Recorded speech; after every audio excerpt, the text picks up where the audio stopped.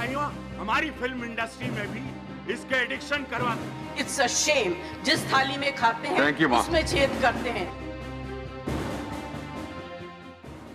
नमस्कार, मैं हूँ यास्मीन। महानायक की बीवी जया बच्चन ने जब से संसद में थाली वाला बयान दिया है, तभी से बच्चन परिवार की किरकिरी हो रही है। जहां कई लोग उनके इस बयान का समर्थन कर रहे हैं, वहीं कुछ लोग ऐसे भी हैं जो जया बच्चन के थाली वाले बयान पर भड़के हुए।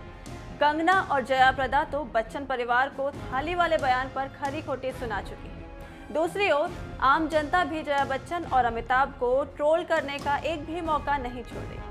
अब लीजिए एक बार फिर अमिताभ बच्चन ट्रोलर्स के निशाने पर, और इस बार भी वजह बना है उनकी बीवी जया बच्चन का थाली वाला बयान, जो कि बिग बी का पीछा छोड़ ही नहीं रहा है। दरअसल अमिताभ बच्चन इन दिनों केबीसी सीजन 12 के सेट पर शूटिंग करने में व्यस्त हैं।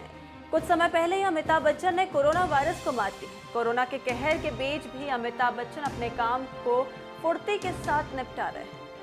इसी बीच बिग बी ने सोशल मीडिया पर अपनी एक तस्वीर शेयर की है, जिसमें वो फेस शील्ड लगाए दिखते हैं। इस तस्वीर को शेयर करते हुए अमिताभ बच्चन लिखते हैं कि सब लोगों को इस समय सुरक्षित रहने की जरूरत है। अब इस तस्वीर की वजह से अमिताभ बच्चन ट्रोलर्स के निशाने पर आ गए हैं। एक यूजर ने लिखा है, आप सेफ रहो जया जी से, इज्जत उतार रही है, पूरा वर्ल्ड गाली दे रहा है। वहीं एक दूसरे यूजर ने लिखा, be safe and keep quiet, not to speak anything, my wife will speak on my behalf. वहीं एक और यूजर ने लिखा, अब क्या मतलब है इस अमिताभ को बॉयकॉट करने का, जिंदगी भर तो जनता ने शोहरत पैसा दिया जो अब तक इसका कुबेर भर चुका, this man is spineless, shameless. इसके अलावा एक और यूजर ने लिखा, why can't you give Jaya, she need cool shades.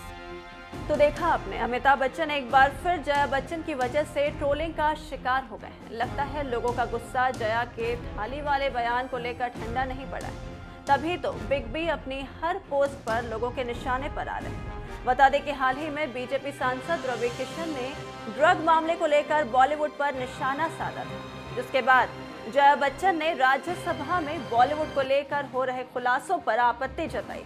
Jaya Bachchan ने कहा था कि जो लोग इंडस्ट्री की वजह से फेमस हुए हैं, आज वही लोग बॉलीवुड को गटर बता रहे हैं। ऐसे लोग जिस थाली में खाते हैं उसी में छेद कर रहे हैं। राज्यसभा में बॉलीवुड की पैरवी करना जया बच्चन को इस कदर भारी पड़ रहा है कि अमिताभ भी बुरे फंस गए। सर, मेरा कहना ये है, entertainment industry in our country which provides direct employment every day to 5 lakh people and indirect employment to 5 million people. At a time when the financial situation is in a depressing state and employment is at the worst level, in order to divert the attention of the people, we are being used to be flogged by the social media and the government's non-support. Sir, people who have made their name in this film industry have called it a gutter. I completely disagree and I really disassociate, and I hope the government tells these people who have made their earning, name and fame in this industry to stop using such language. There are people in the entertainment industry who are some of the highest taxpayers. They are still being harassed. All kinds of promises are being made to entertainment industry, but never ever kept. Sir, I get very worked up and very emotional. I have too many things to say, but you're not giving me enough time and opportunity to speak. Sir, I think the government must stand by the entertainment industry, because the entertainment industry always comes forward to help the government in whatever good work that the government takes up. They come and speak for them. They support them. If there is a national calamity, they come forward, they give money, they give their services. I think that it is very, very important that the government must support this industry and not kill it just because there are few people.